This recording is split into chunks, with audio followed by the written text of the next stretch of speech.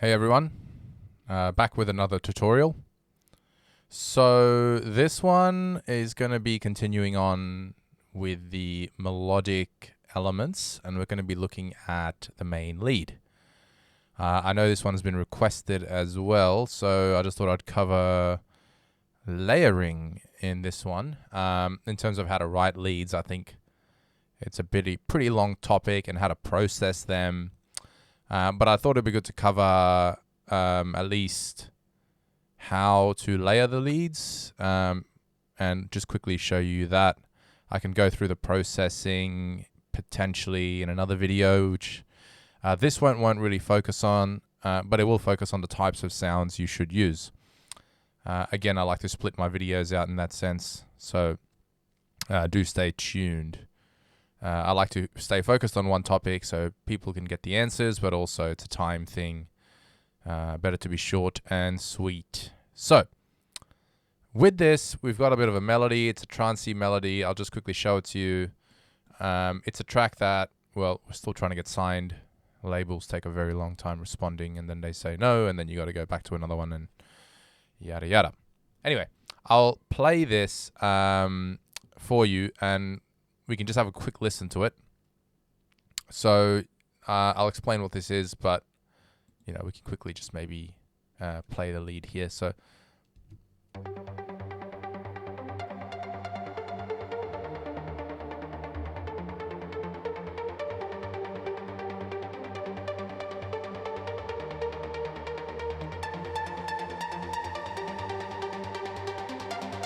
now it's opening up.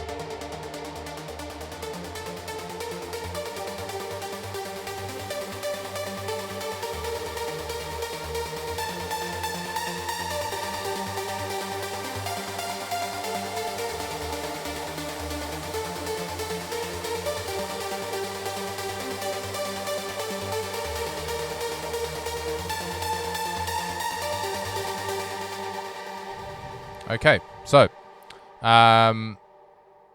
kind of the style we make, but as you can see, it's closed at the start and opens up as the melody progresses, and it kind of gets into this big, nice, big sound. So what we'll do is we've got individual layers here. Now this one has been layered in a rack,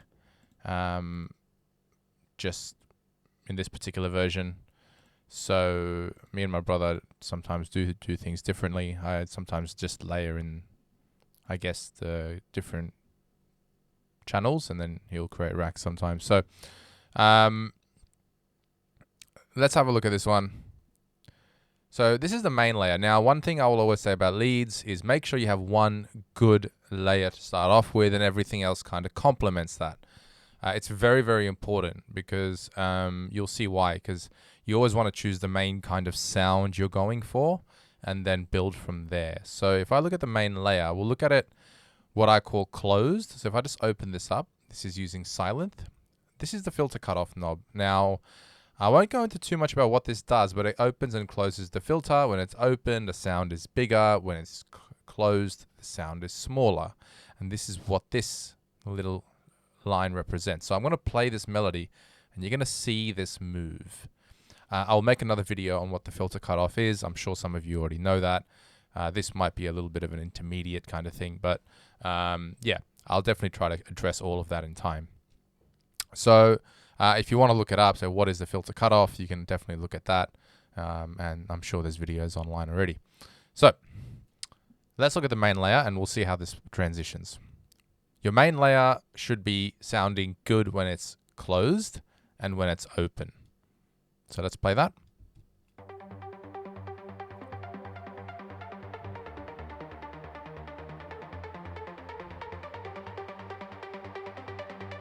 See, it's slowly moving up in this section. It'll get quite aggressive as it comes to this section.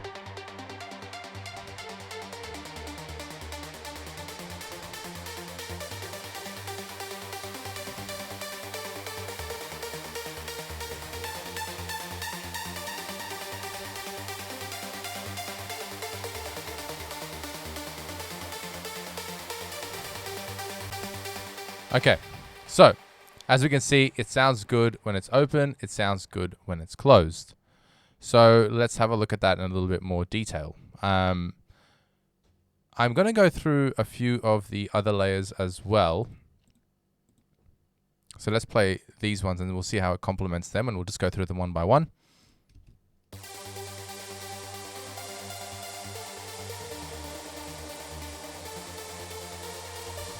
So that's open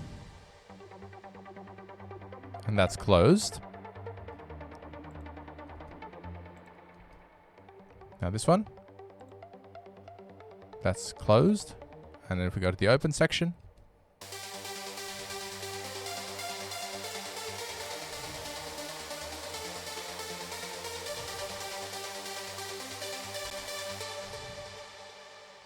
all right, the other one.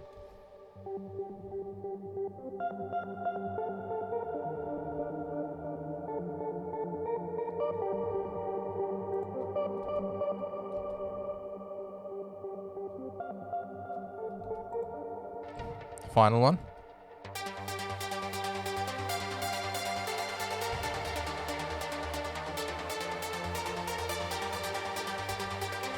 Closed.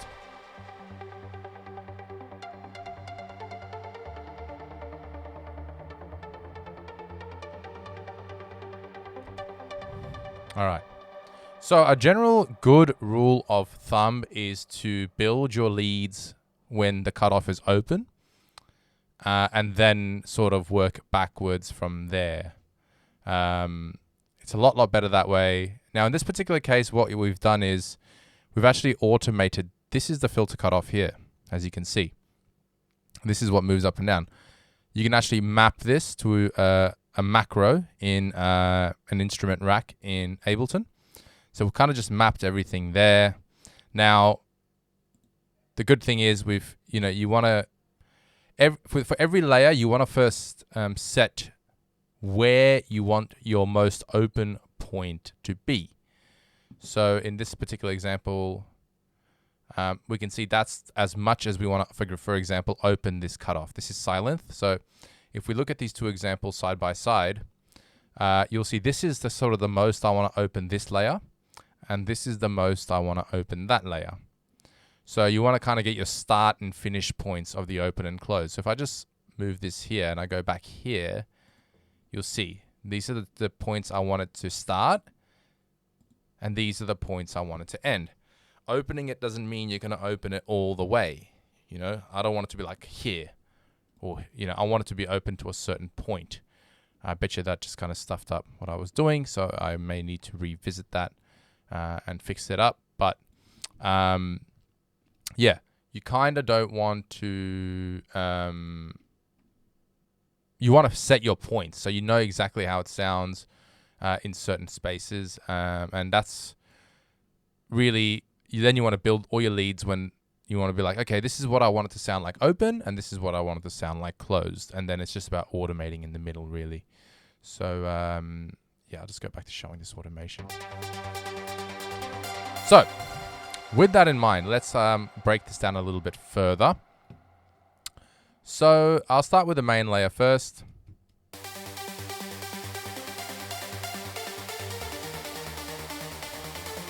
And I guess for the sake of the video, I'll just sort of turn off everything. So it.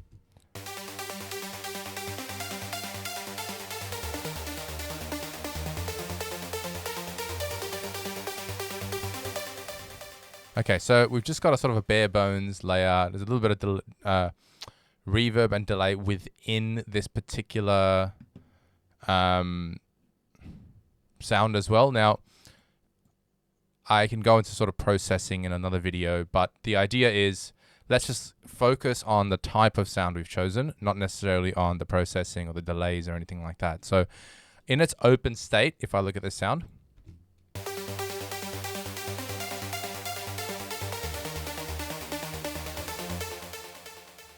now what I like about this sound is with the main layers, I like them to have a little bit of pluckiness.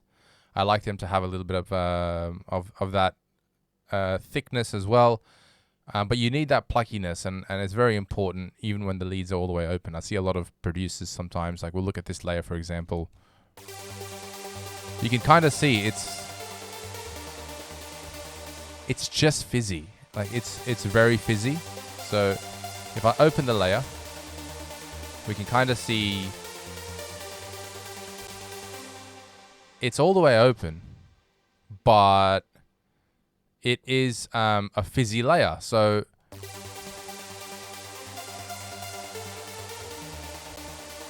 and you'll find a lot of layers like this when you're trying to choose your sounds. You're going to find a lot of layers which, when you open them, they're pretty much just going to be fizz. They're not going to really have anything that's got a sharp attack, a nice attack, and a nice decay. You kind of need that because otherwise your lead just sounds washed. It sounds like a pad, and you really don't want that. So if I complement these,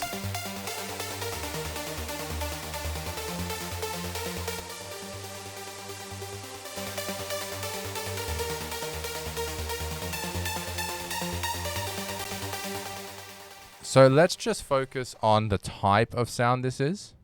Okay, just turn this off as well.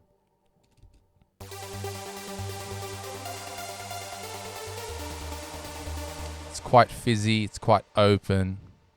This one's quite stabby. You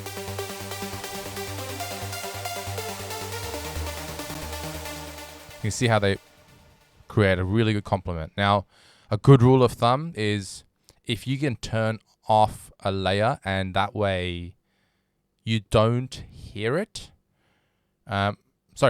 If you turn it off and it's very noticeable that it's off, that means it's good. It's not being washed out. It's not being drowned out. And do this in isolation with all of the layers together. So if I turn off this layer,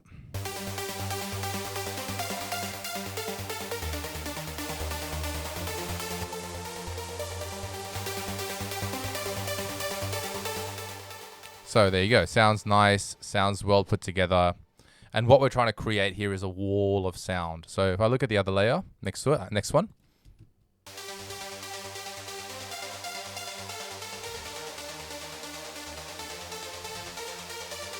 Just adds a little bit of thickness to the layer as well. Now, you kind of just want to build the wall of sound up. If I look at this layer,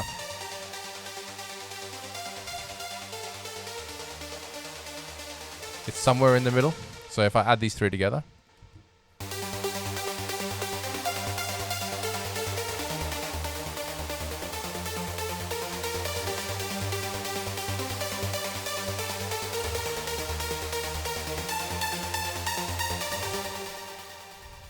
all right, you can start to see that wall of sound really fill out. Now this layer, it's got a nice sort of airiness to it. It's got a little bit of sparkle.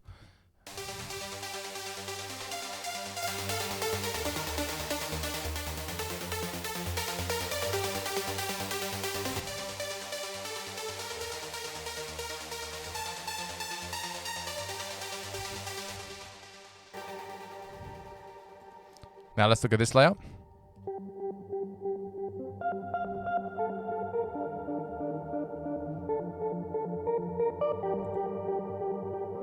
Just gives it that little bit of body.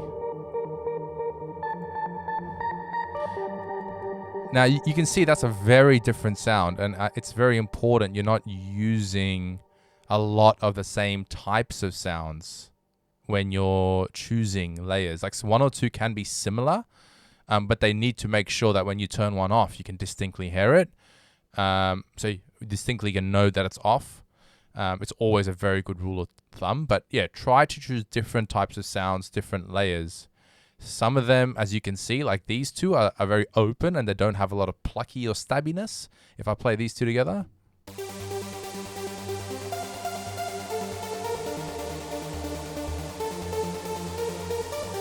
And that's almost like your wall, you know, your wall of sound and the big leads. And then these two layers are kind of more plucky.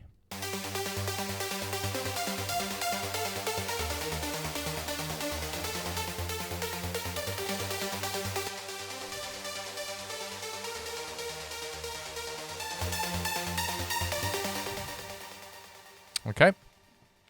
So you can see how they complement each other.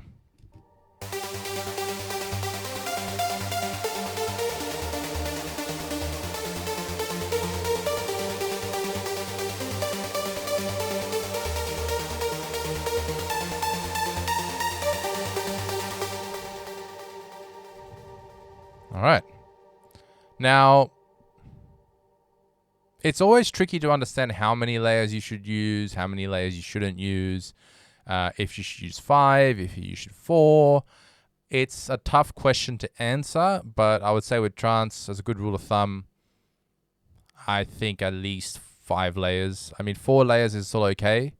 But yeah, you really want that 5th one because you kind of need a little bit more energy than you realize in certain areas, especially with leads. Like it's always tough to decide when you want more or less. But as the track evolves, you kind of understand how much space you need to fill out and things like that. And this particular track, 5 layers I thought was good. Now let's look at the final layer.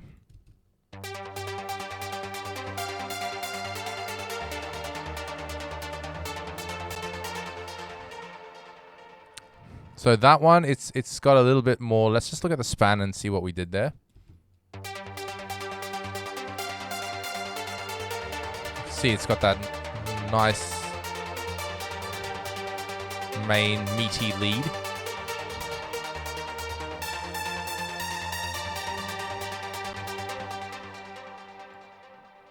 So if I look at this layer, for example, see, it's got that fizz.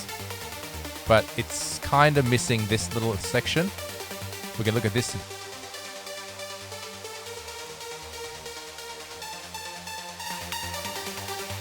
You really need something there.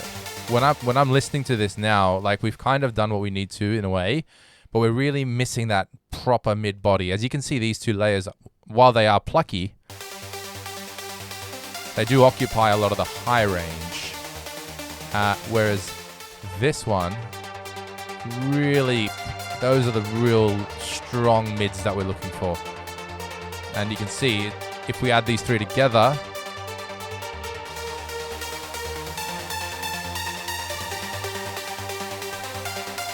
I'm going to take one away.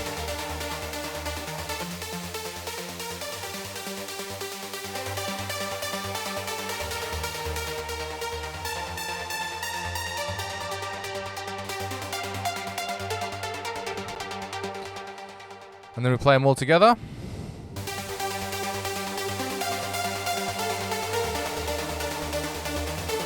And see that whole spectrum is filled out as well.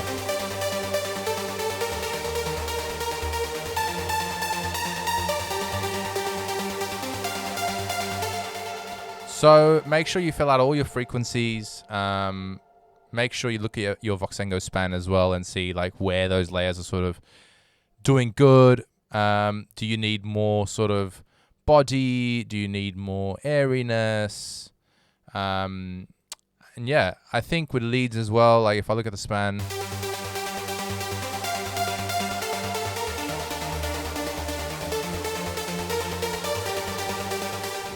I'm going to go into this a bit later, but you can kind of see in another video, but you can kind of see like haven't really cut it off that, you know, it is not like, you don't need to go all the way to 200. You kind of need some low information to get that thickness out of your layers. Otherwise, like, I'll turn this on, for example.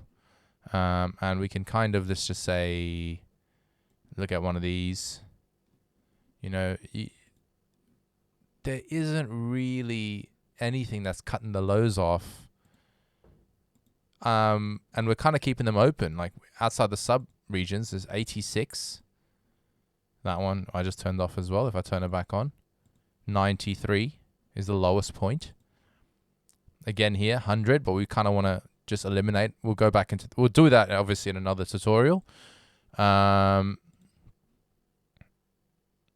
that one's 140, but yeah, you can kind of see we've left it open. I see a lot of amateur producers making big low cuts and then going, I don't need to go, 200 hertz. Anything below that is mid, is bass, and we shouldn't have it there. Bass from a bass line and bass from a lead are 2 very different things. So, yes, that's a little bit more of a complicated sort of thing to understand, but just keep that in mind as well. I try to do this quickly. I will go into more detail, of course, like I said. But at least I thought I'd show you a good overview of what a finished track looks like. Now, if I play these with all the sounds,